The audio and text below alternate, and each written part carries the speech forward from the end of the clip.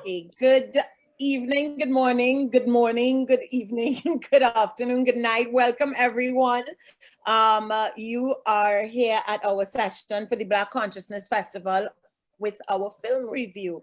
The festival has had the privilege of partnering with kweliTV and has made available for all of our Black Consciousness Festival participants and people who registered to get access to amazing films that speak to the Black experience. And this evening, morning, night, depending on where you're joining us from, we will be joining these lovely young folks to hear their reviews of the films, of some of the films that are offered as part of the festival. So we're going to jump right into it. My name is Nadella. I'm one of the folks attached to the Black Consciousness Festival. And we have with us this evening, Kayla, Cameron, Sunshine, Michael, Abigail, and we have Sean who might jump in, we don't know. So folks, first thing that we're gonna do is start on just, looking at some of the films that y'all would have seen. So we're gonna jump into one called Bessie Coleman, the first Black aviatrix. I hope I pronounced that correctly. I did? All right, excellent. So we're gonna speak with Sunshine and Cameron. Y'all tell us a little bit about what you thought about the film in regards to the story that it was telling and how it speaks to the Black experience. Is it a film that people should watch?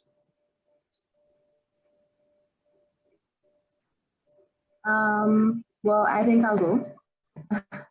I quite enjoyed the Bessie Coleman story. What I liked most about that, what the filmmakers tried to portray about her life was that they kind of pulled her out of her circumstances in the US.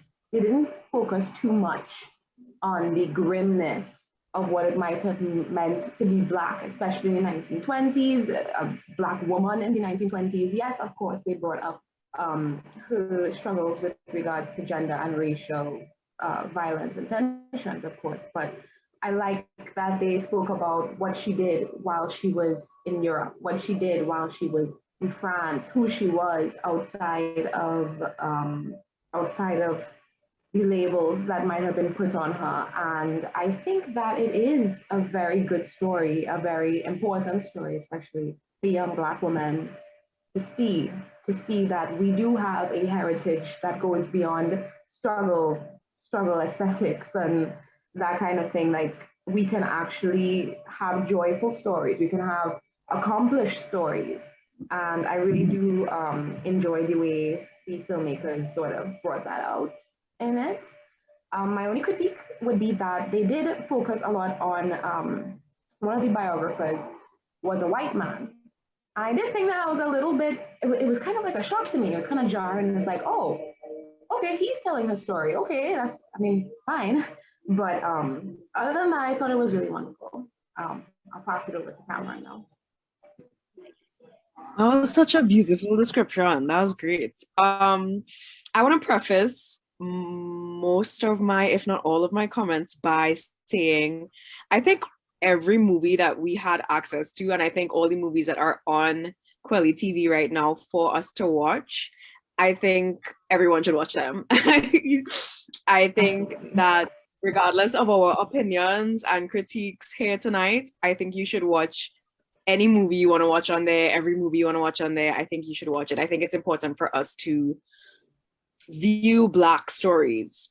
And we'll talk about it later, but I think it's especially important for us as Caribbean people to view our own stories, Black Caribbean stories. So for this particular movie, Bessie Coleman, I agree with everything Sunshine said. And I appreciated the fact that, and it was a kind of tug for me in terms of, I felt like it had a lot of context, which is a pro, which could be a pro and a con, but I saw it as a pro. I felt like it had a lot of context to the story and not like a huge chunk of Bessie's story itself. And obviously because, well, Bessie is deceased and she can't tell her story herself, so it has to be told by people who knew her. But I appreciated all the contextual things that they provided in the film, and I felt that with the other film that I watched as well. It was a lot of context, and I appreciated that because I feel like as a young Afro-Caribbean woman, I didn't learn a lot about Black history growing up. So I'm now at the place in my life where I am reconnecting to my roots, my heritage, our stories as Black people. So I felt really educated, and I have a bias towards documentaries. I think that film is a really effective form of storytelling and education. So I was majorly educated, and that's what I look for in a documentary, obviously. And that's what I felt like I got out of that. So yeah, that's the end of my little critique there. So y'all also watched Coleman and Jeffrey as well as the first RASTA, right? Tell me, in terms of comparing the way these stories were told, because Coleman and Jeffrey is it's like mind-blowing in terms of how a couple is portrayed. I mean, we don't get examples of couples like that in the Black experience, where the male is demonstrating that he is holding up his woman. I mean, he literally referred to Carmen as his goddess, you know, and we're also looking at the Black experience at the height of the civil rights movement in the US, and Jeffrey just basically did not give an F about that, as you would say, that kind of context that was happening. He was like, I'm going to walk through doors, and if it is someone has a problem with me being there, that's their problem and not mine. So it's two powerful individuals and powerful storytelling. How did y'all find that worked with, you know, how the Bessie Coleman story was told and the first RASTA story was told? Let's look at the filmmaking. How do y'all compare the storytelling styles?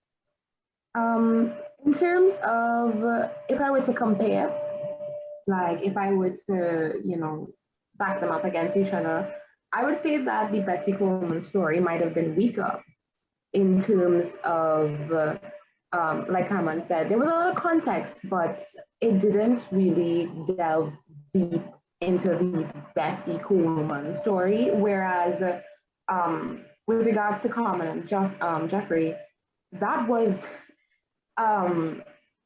I wouldn't call it so much a film on relationships, because it didn't focus too much on the nitty-gritty of, you know, what might have happened between them, their romance, how it blossomed. It wasn't so much of a romantic sort of telling of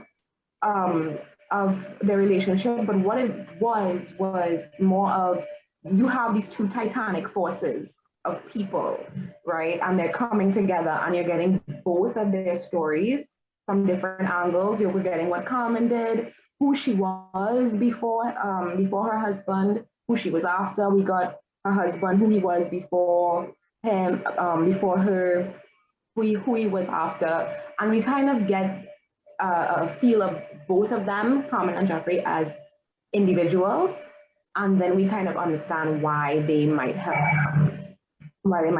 come together, how they came together, what significance they're coming together and their story has for their lives, and well, for us, by extension. And with regards to the first RASTA, I actually love that one. It was so interesting. I actually learned a lot about Rastafarianism, about its roots, about what was really interesting, and I'll come back to Carmen and Jeffrey really quickly on that, was how multi-layered and kind of nebulous a lot of our cultural movements are. Because what we have with the Rastafarian movement, we have words like ganja, we have the Ras, we have a lot of different things coming from the Indian community in Jamaica. and all my life I always assumed, okay, well, it was strict African thing. And this documentary kind of delved really deeply into like the different facets that might have been overlaying with regards to culture. And it did a really good job at getting actual people who were actually there at Pinnacle to tell their stories, say it how they, how they saw it. And I really appreciated that. I really did. And I appreciated the same kind of perspective with Coleman and Jeffrey, because it really showed how Trinidadians or Caribbean people in general, how much of an impact we had on movements like the Harlem Renaissance, on modern dance, on Broadway, on all these different American movements that otherwise, if you weren't knowledgeable, you would not have known we had such a big anchor in these artistic movements. And I think in both of these documentaries, Coleman and Jeffrey and the first RASTA, we really get a feel of how multi-layered and interconnected the Black diaspora is, especially when it comes to culture, especially when it comes to music, when it comes to sharing our arts. And I loved those documentaries for that. And the filmmaking was very good and very expressive in telling us that story.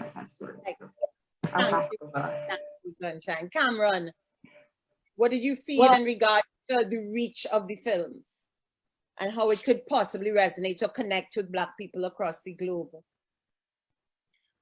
Well, I wasn't able to watch Coleman and Joffrey. I'm definitely going to check it out after we finish here.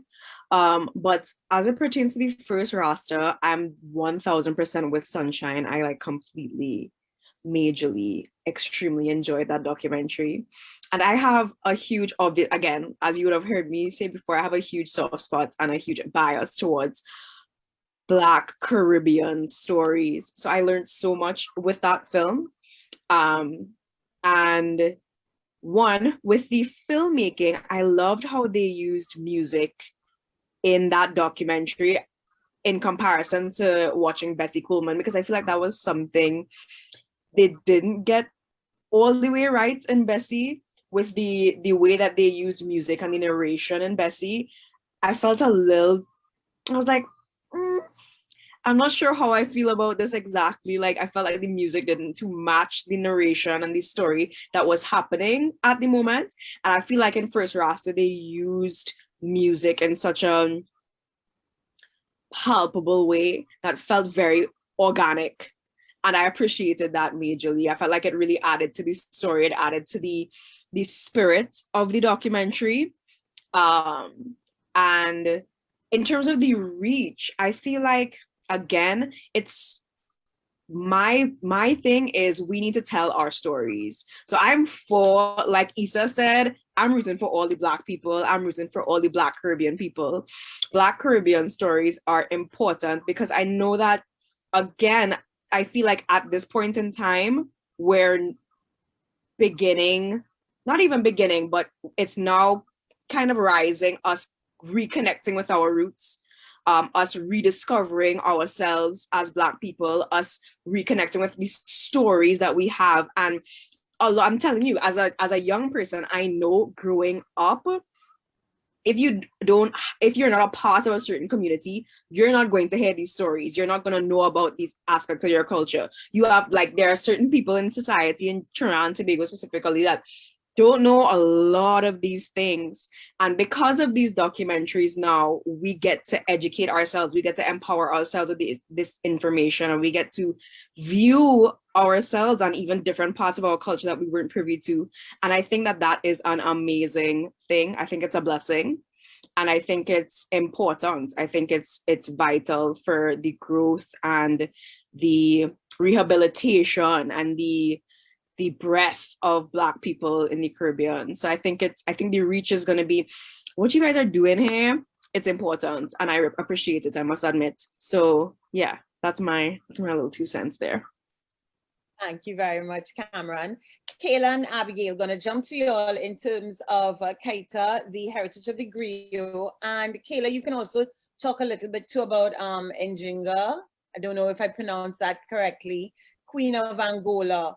And even if you want to start to mention, if you want to compare anything with the Pan-Africanism movie, the Footprints of Pan-Africanism.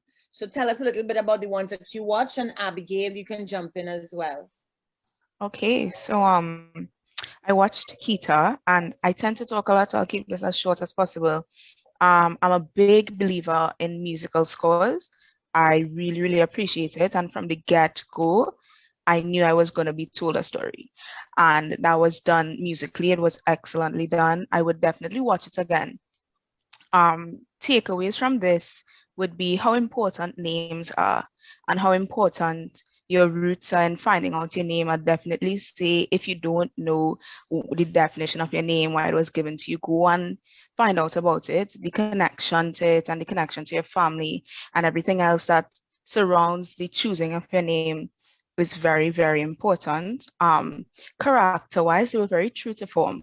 They didn't do anything I did not expect, you know. As a child, the curiosity of wanting to know the story behind your name, wanting to know about this, and then the mother saying, okay, this is going a little too far, let's cut it. It was very true to form, and I really, really appreciated it. It had a sense of nostalgia for me, just because I went in already feeling like a story was going to be told. It felt very Anansi, you know, like my grandmother called me to read this story for me. And I definitely show my brothers, which is big in my book, because even though it wasn't modern, it was something I want to show them, something that I want them to get and learn from. So definitely that. Abigail, how do you feel about the movie? I absolutely loved it. I really did. I went in very open-minded to this, which is very normal for me, but I appreciate it. I appreciated it because I'm big on names. I am big on names. I'm big on my name, you know, pronounce it right, say it right. I'll tell you the meaning, you know, my grandmother, my parents, everything on it. And I think it's important for not only people, but especially people of African descent, Black descent, to find out about your name. You know, it wasn't just, oh, I give you that. I think names hold a lot of value. So especially definitions and pronunciations. So I definitely appreciated this film in that fact. Kayla. You know what's funny? As you talk about names, I actually took that as a symbol.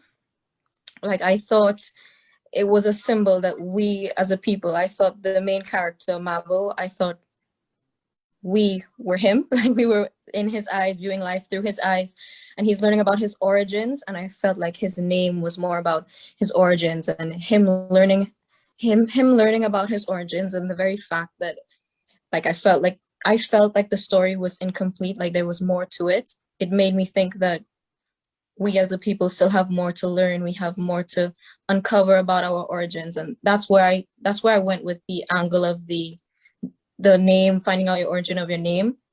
But I do agree with you in terms of music. Like, they did give us a very folklore introduction to the story with the the spiritual chants. I really appreciated that. I really also, the moral of the story is also very beautiful. There's this one line that I must quote from the movie. It's the future emerges from the past, which is definitely something that it resonated with me as a viewer and as somebody from the Black community who feels like I've been deprived of my past. I feel like I haven't truly learned everything that I can. And I think in order to go forward as a people, we need to know where we've come from. Sorry, my bad. No, that's fine. No, you only, we want to hear it. Go ahead. I was going to say that my only grievance with the film would have to be the congruence of the details. So the moral is very clear. You can understand it once you pay attention, once you're willing to learn. It's just, it kind of oversaturated the plot a little bit. So elements of the story which were very folklore focused, and as a Caribbean person, I can appreciate that, because, you know, we have our little we have our stories that have kind of nonsensical details, but they're still interesting and relevant to our culture. But I still couldn't really appreciate it as much as I wanted to. Like, there was this one particular scene that kind of just threw me off completely. But in the end, it was still worth the watch. Still definitely a great moral, definitely worth the watch. Lovely. How do you feel about Queen of Angola and the footprints of Pan-Africanism? So I will say, beautiful. In Jinga, beautiful cinematic experience. I have to watch it again. I honestly wish that I experienced it in like a big screen cinema. I feel like the music, the special effects definitely went to waste being watched on my phone. I should have heard it on surround sound. It was the presets of the scenes, beautiful. All you can see is like these beautiful lush mountains, these lakes that they're using their canoes to travel in, and you're sitting here like, oh my God, I want to experience that. You're wondering, how can I get that? But other than that, the plot is beautiful. It tells a thrilling tale of like the trials and tribulations of being a warrior in a time of Western colonialism.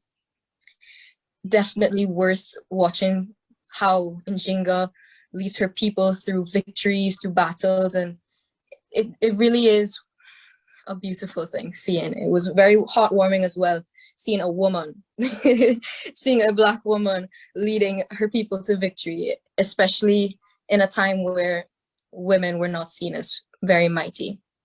And footprints of Pan-Africanism. Tell us a bit about that. I'd have to say it's a good educational documentary. Sorry.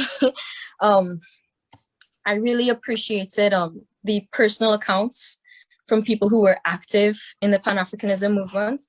So seeing people like Dr. Robert Lee and using their personal accounts and their relation to, I hope I say his name right, Kwame Nkrumah.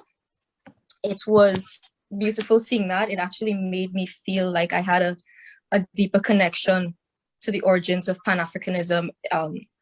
And I'd like to just draw on the title, Footprints of Pan-Africanism. You don't get the heights in that title until you actually watch the movie. Like, you have to actually understand that these people are leaving marks, they're leaving imprints in the sand of time for you actually have to watch the movie to fully grasp the meaning of that title. And I really appreciate what the author, Miss Aina, would have done. She put in, like, because all of these elements of the story are scattered throughout time, she actually would have gotten them to give their personal accounts and meshed it together to make it seem like it was one full cohesive story. And that was actually really beautiful. So there was some solid storytelling. That's good to hear. Abigail and Mikhail, we want you all to jump in now. Tell us about the Amilcar Cabral. And if you want to jump into, I hope I get this, I hope I pronounce this correctly, Abdias do Nascimento. I hope I got it right. So tell us about those two movies. If I could say real quick, I also like documentaries. I like it because I kind of know what I'm getting into, what to expect. And I always think it's really, really effective when the story and the impact of a person is told by like their closest friends and their closest like family and because the friends and family of Cabral would have seen him growing up, and they're kind of telling of their experiences meeting him for the first time and kind of seeing how he works and how he operates, like almost like in real time. So it's like it feels like you are kind of getting to know this person in real time over time. In the beginning, I like the sequence of that from when from getting to know the person when he's younger and then throughout his life. They did tell of his unfortunate assassination in the beginning. And I usually I don't like when they tell the ending of a person's story first, but I find it was like through that sequence, through that way of telling it, you kind of see everyone's genuine like sadness and sad reactions towards it. And it kind of set the tone in a way that wasn't too grim, where you're like, or wasn't too, but, and it, yeah, just like it's a really genuine tone, because you're like, okay, everyone here, they really knew this man, they really felt for this man. I kind of like that part of documentaries, because I see documentaries as like, sometimes a really good documentary would make me forget that oh, this is a real person and not just like some adventures. I don't know. Because I do suffer with educational documentaries, especially because of my own attention span. So if a story, the passion of how a person's story is told is evident in the people who are telling that story, if that passion is there, it could really hold me. Because I also felt that the unless you know beforehand, like in my head, unless you knew beforehand about uh like Guinea and Cape Verde and the revolutions and stuff like that, if you knew about that beforehand, I think a lot of the, I guess, the information, you would have had more context to the information, you'd be able to soak in the information better. But for me, what about what these documentaries usually do? And I realized by watching these documentaries is just how limited in knowledge I am about things like just like African history and Caribbean history, and I wish I had more of that. So the documentary Yeah. made me exactly yeah, made me wish now that I had more information and more knowledge about these things. And I think like for people who have information and knowledge about um Amica Cabral beforehand, this documentary helps kind of give them this kind of personable sort of view of the man. Like he's not just a man in textbooks, he's not just a man in history. He's like this person, this charismatic, cheerful, knowledgeable person who likes to play football and write poetry, but was not known for either of those two things, according to one of his own friends. I was like, oh, those are the things that I like personally in watching this documentary. So yeah, and oh, and the cinematography was really, it was nice. It was straightforward, like as far as documentaries go. There was this one bit where it was in first person, the camera was in first person, it was walking through a school. I like that. It was some interesting shots, but it was mostly archival videos and pictures. And if you like those sort of things, you will enjoy it. I think it's like a nice balance between like the testimonies and those archival pictures and videos. So yeah, that's Nice. Abigail, how would you compare how the story was told for Amilcar and for the Frantz Fanon film? Okay, completely different in that sense, just because the Amilcar felt a little more personal to me. It just because the characters or the people that knew him were honest. You know, they didn't try to make him seem like something he was not. And I think that was well done compared to the France one. I have notes, guys. And I'm like, where are these notes in my book? And yeah, I just found it. Right. Compared to that, I personally like the France Fanon just because he was who he was and he did that unapologetically, you know? And yes, Amilcar also did it, but in this specifically in the beginning, in the very beginning of his film, one of his friends said for someone who wasn't, good in school, like, and that just threw me as that's a friend. Your friend is gonna say, yeah, he wasn't the greatest in school and stuff, but he was a revolutionary person. Note that. So definitely, they were similar in the fact that because the persons that spoke about them knew them, it was honest, it wasn't scripted, it was very candid, unposed. And I appreciate that in documentaries just because information, when I sit and I listen to information like it's a textbook, I miss it. And it felt emotional, it felt authentic, it felt very real, and I appreciated that. Nice. How did you all feel about the Brazilian film? that one for me was more really more informative, more educational, not textbook. But I think the reason why the information itself, more than the life of the person, stood out for me, the life of Abidias stood out for me, was because it was like themes of racism in those times, racism in Brazil, like blatant, and I feel like those themes kind of stood out more for me while I was watching that movie. So I was like, I was able to grasp the information a little bit, significantly better.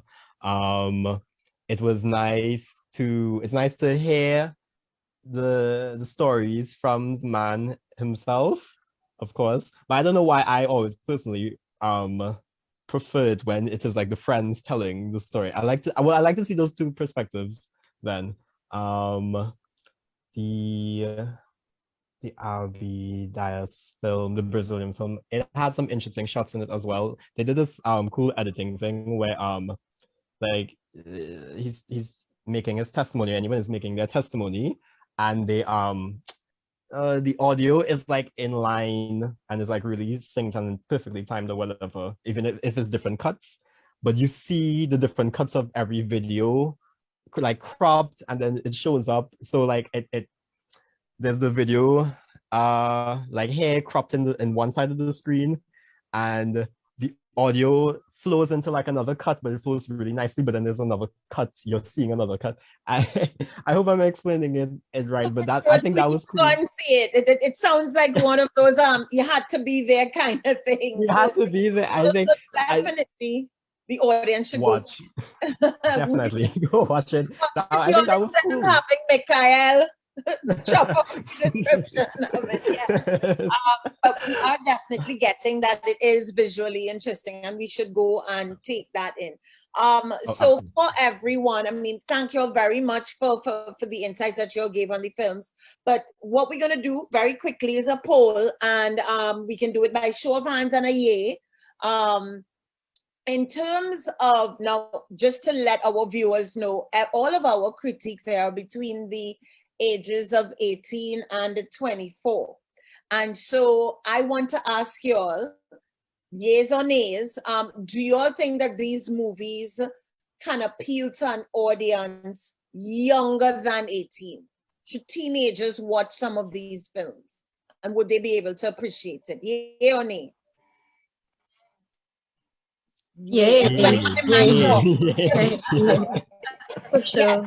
No, and based on that perspective, do you all think that because we are shaped and formed during our childhood, do you all think you would have a different perspective on your identity and the way that you're presenting yourself as a person of color in the world if it is you had seen some of these stories earlier? Definitely, absolutely. There's something about seeing yourself on TV, in film, right? And it makes you be like, oh, that's me. Yeah, as well as a lot of them, well, the documentaries that I watch, a lot of them knew what they were about and did that, you know? And they won't, you know, in Abdias specifically, I said I wrote down through the front door, because there was a moment where they spoke about him and his friend going to a bar, and they won't allow to go through the front door. They wanted them to go through the back, and then there was this whole fight, a whole bacchanal scene, whole fight, and he beats up the police chief. It was a whole scene. But I wrote, oh my God. it was very real, because he stood, you know, it showed how much he stood for who he was. And I wrote through the front door, and then there was another one that said, the other film, can't remember the name right now, but it said he needed to know who he was. And I think I just turned 18, so I literally consider myself a teenager anyway. If I watched this before now, it would have propelled me to be a lot more confident in myself, and to be, I am for this, and hear me roar, you know? Listen, you know?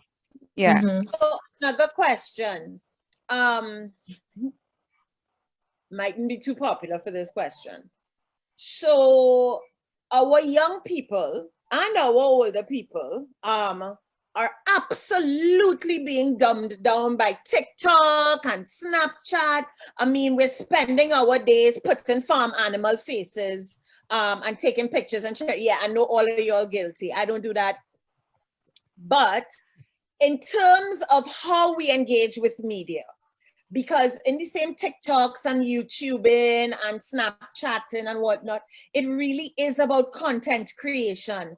And we have a huge legacy of storytelling.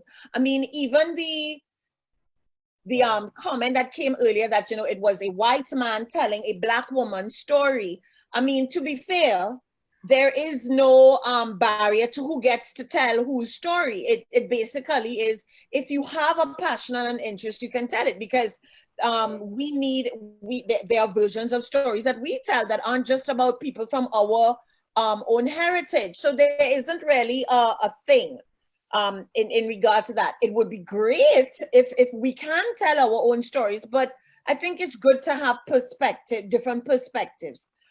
Given that we have, I mean, now in 2021 and clearly in the world to come, more than ever, we have the ability and platforms for our stories to be told and to reach people like this. How important is it for young people and a couple older, but for young people to go and watch these stories? And do you think it will help bring a different approach to the content that young people are putting out with the platforms that they have now? Do you think they may turn up a little more responsibly? Are you just going to be TikToking and twerking and doing all kind of foolishness to get attention? Or are we going to look for what is the essence of our existence and our experience? Because each one of us sitting down in this discussion now, we have stories, but are we motivated to do TikTok bacchanal or to go and, like you say, revolutionize? Listen, I mean, we stand on the shoulders of giants. We can't be TikToking if it is somebody had to fight to get into the front door, right? So is it important for young people to see these stories? And do you think if it is, there was a push for them to see these films and these stories, that they may engage with their ability to make media differently? I absolutely think so. The thing is with TikTok, I mean, I don't really use TikTok and stuff, but I'm guilty of the Twitter and Instagram things.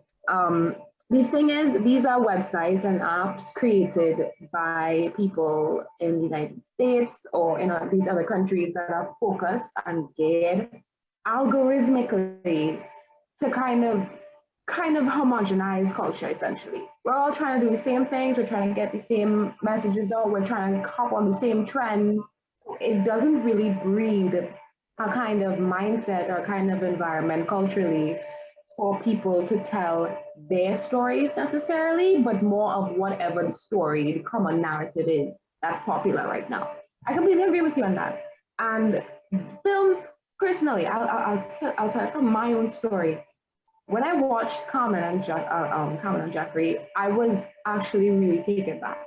And I really want young people, especially creatives, especially content makers, especially people who want to make stories, tell stories. I want them to see these kinds of films because it puts everything into context.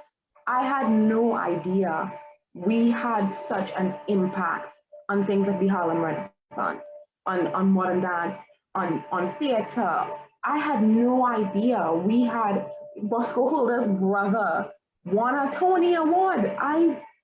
You don't know these things. And when you don't know these things, you don't have the confidence to think you could accomplish them either. You're like, okay, well, I'm from here. I'm from this little island. I'm here. I'm stuck. I'm trapped. When you see people from our heritage, when you see people from our geographical location, when you see them accomplishing these things, doing these things, and you see the fervor with which they did it, you see the passion which they put into their work, it places everything into context and it gives you much needed confidence to think that, okay, yeah, maybe I can do this too. Maybe I can tell this story too. And it's absolutely necessary. Like I would literally make a lot of my like friends who are in like who want to be creators. I would want them to watch that documentary and Okay, tell so them that brings me to the question then, how can we get young people to watch these stories? Cameron, Abigail, y'all tell me, what would be the way to get people to watch these films?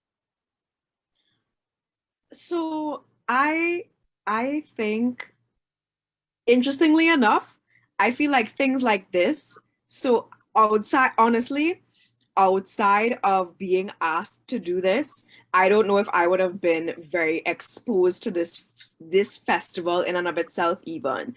So I think that this in and of itself was a great initiative to get us to consume these films. I was going to say for your statement earlier, I think this particular quorum of individuals speaks to also the development of the realization or the desire, at least in the younger generation, to reconnect with their roots. Because I mean, before, like this at this age, we're 18. Well, we have some 18-year-olds from 18 to 24. You wouldn't find 18 to 24-year-olds delving into their history and their culture like this before. So I feel like we're making progress already in this space, because you're already finding younger people being interested in getting to know who they are, getting to know where they're from, getting to know more about their culture. So I think I think that we're getting there. I think we're doing a good job, and this is evidence in and of itself. But, and I say this like I say this in conversation about the ministry, because the government, it's a lot. We love them, it's a lot. But I feel like it's the issue that I say that the government has a communication issue, because they're communicating where their audience is not. So I feel like the key to getting to young people is meeting them where they are in a way that they're eager to consume. So for me, I think, again, I'm 24. I love documentaries, and I put myself, I already feel like an old person. Like when I when I think about TikTok and when I think about the generation under me, what they're doing, what they're consuming, I'm like, I have no clue what you guys are talking about. Like none, never. But I feel like those platforms allow for you to reach the people who are looking for you in that space. And I think, as I believe it works in life, one person tells one person, and one person tells one person influences. Each person has their circle of influence. So I feel like as you start to influence those people that you have influence around, the influence will start to spread and that kind of stuff. And I think even how we communicate documentaries now has to be rethought in terms of how do we make short form educational videos that are engaging, that putting things to dances and that kind of. I have a love-hate relationship with social media, but I think there's room to figure it out, you know? And I think that now more than ever, there's a desire within younger generations to understand their culture and where they're from. So I think we're in a pivotal space. So something that a few of y'all mentioned was that I did not know these stories, that, we didn't get a chance to learn these things. I'm also hearing a little bit of giving other people the responsibility in terms of, we were never shown this, and I mean, y'all didn't say that specifically, but it's kind of like, we need people to meet us where we are. Is there anything, and this is how we're gonna wrap up, I would like to know from y'all, everybody just give one sentence on what would be the takeaway message for other young people in terms of watching these documentaries or watching these movies, in terms of the responsibility being on you, or rather the audience, to for you to come to the content as opposed to the content coming?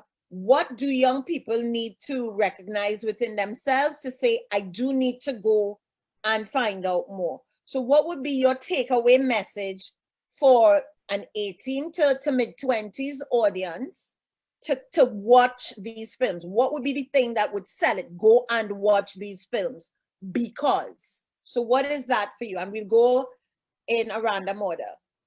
Kayla, why should your peers watch these movies? Oh boy. How do I say this in one sentence? I'm giving you two. There's been so much greatness that has come before you and so much more greatness that is to come after you. If you want to be a part of it, then you actually need to educate yourself and try. So you have to start somewhere. Why should we watch these movies? Cameron. Oh, Lord. 2 sentences. Let's go.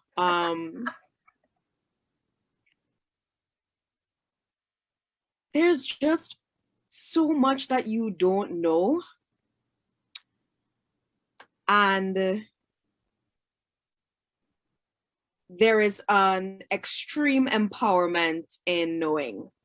There's an extreme empowerment in discovering who you are and where you came from and what people like you have done and what they've been through and how they've experienced life. You don't know what you don't know. And things like this, films like this, it opens your eyes to so much more of the world that you would not have been exposed to before. Open up your world. Like that's what it does. That's what doing and what taking part in things like this, watching films like this, it opens your eyes, and knowledge is power, bro. Nice. Abigail, what would you tell someone? Why should they go watch these films? Your authenticity is your best asset. And I think to be your authentic self, you should try to find out as much as possible about your present and your past to impact your future. As well as when you find out about your authentic self, your story is important. And your connectability allows you to just let others know that it's okay to find out. Your culture is yours. Know about it. Your culture is yours. Stand in it. And definitely know what you're about and go for that. So, yeah. Nice. Mikhail. And this goes to everyone here as well. The revolution not over yet, or like the need for revolutions and this sort of awareness of us as Black people, it's not over. Those we still need to do those things. We still need to make a stand and be like, we're here, this is our culture. And if these documentaries and the knowledge is the spark needed to make the flames of like cultural revolutions, renaissances, etc., then that's what these documentaries are then. And if anything, these documentaries should tell you and prove to you as a person that anybody could do what any of these men and women did in order to make actual social change in their diasporas, in their communities, and their you don't have to wait for somebody else to do it. You don't have to. That responsibility really does stay with you. Yeah. Sorry. Sunshine. I would say I would kind of reach out, especially to young creatives specifically. I would say to them that these movies are going to give you the confidence. These films, these documentaries, they're going to give you the confidence to step out of your box. So it is the onus is on you to discover the context behind the cultural heritage that you are standing on. You're not standing on a molehill. You're standing on mountains. You're standing on a lot before you. And instead of shrinking and feeling small in the face of globalization, in the face of everything around us that we're seeing, put your life, put your work into context by learning about the past, learning about who we are, where we come from, what we can do because of what we've done. And yeah, I would say that to them. Thank you all very, very much for all of those contributions. One thing that was clear is that I can't count when I say one or two, but that's all right. I'm really grateful that you all did take the time to share on what you enjoyed about it and why it's important. Just a reminder to our Black Consciousness Festival audience and participants, go watch the movies. The filmmakers took the time to tell these stories. And more than that, the people that they're telling these stories about lived amazing, trailblazing lives. And these stories are definitely not stories that we will ever learn in our history classes. At least we haven't. So let me be positive about it. Hopefully these are the stories that we will be able to have in our history books. Our children will be able to get in history classes. They can watch it, however, outside of any education system and whatever anybody trying to put in a book to make us read, because we know more about the about world wars and American experience and European history than we do about the history of our own people and of our own heritage. But guess what? We have these movies. For the rest of the Black Consciousness Festival, you can access the movies by going to register on the website, theblackconsciousnessfestival.com. Our lovely folks at the festival have sponsored your ability to watch it on kweliTV for the rest of this week till the 21st of November. Go watch it. And even after the festival is done, I encourage you all, go to kweliTV. It is an amazing collection of stories, y'all. Stuff that we will not get to watch on television or see in cinemas on a regular basis. This is not Hollywood. These are our stories. Go watch the movies. If you do nothing else for the festival, watch the movies. Thank you all very much for joining us. Thank you for joining the Black Consciousness Festival. Thank you to my squad, I can call all your panel, to all my film reviewers. I hope that you'll continue to watch the movies, and you never know, we might have another session like this. Thank you all for holding on to the opportunity and sharing with us. Have a great evening, night, morning, day, everyone. Take care, and thank you for joining the Black Consciousness Festival. Bye. Bye.